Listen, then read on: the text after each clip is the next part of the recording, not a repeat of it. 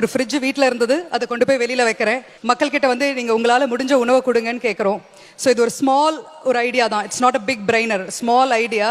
But இன்னைக்கு அந்த small விஷயம்தான் ஒரு பெரிய பிக் இம்பாக்டை கிரியேட் பண்ணியிருக்கு. பெசன்ட் நகரில் ஆரம்பிக்கும் போது 2017 வெறும் ஒரு 20 பேர் 10 பேருக்கு சாப்பாடு கிடைச்சாலே பெரிய விஷயம்னு நினைச்சேன். ஆனால் இன்னைக்கு பார்த்தோன்னா எங்களோட 15 ஃப்ரிட்ஜஸ் மூலமாக 500-700 பேருக்கு ஒரு நாளைக்கு சாப்பாடு கொடுக்க முடியுது. 5 கோடி மதிப்புள்ள உணவை இது வரைக்கும் சேவ் பண்ணியிருக்கோம். ஒரு டொனேஷன் போய் கேட்டிருந்தா கூட எங்களால் இந்த ஒரு 6 வருஷத்துல ஒரு 5 கோடி பரட்டி இருக்க முடியுமான்னு தெரியாது.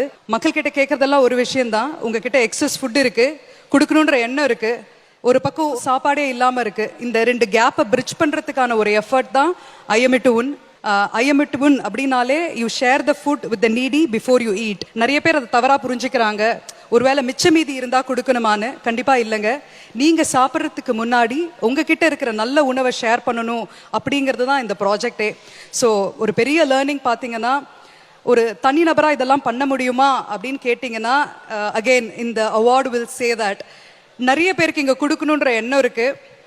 பண்ண முடியாத ஒரே காரணம் என்னன்னா, தனியாக பண்ணிட முடியுமா, நான் ஒரு ஆர்கனைசேஷனாக இருந்தால் தான் பண்ண முடியும், இல்லை ஒரு ஆர்கனைசேஷன் கூட அட்டாச் ஆனால் தான் பண்ண முடியும், இல்லை ஒரு நல்ல பொசிஷனில் இருந்தால் தான் பண்ண முடியும் அப்படின்னு நினைக்கிறோம். ஆக்சுவலி இல்லைங்க.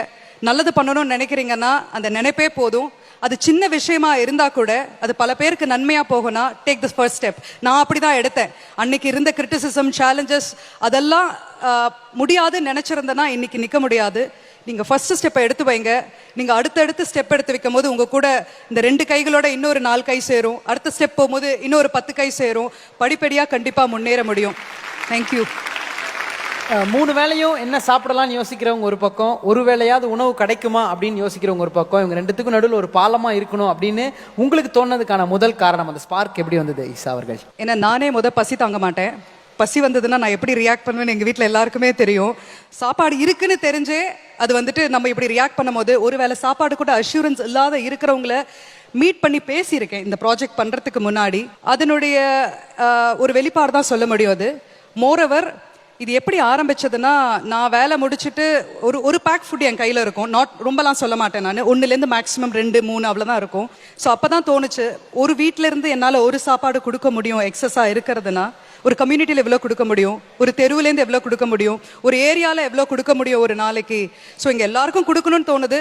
But there is no medium. Time இல்லை, யாருக்கும் அதை கொண்டு போய் கொடுக்கணுன்ற அந்த எஃபர்ட் இல்லை.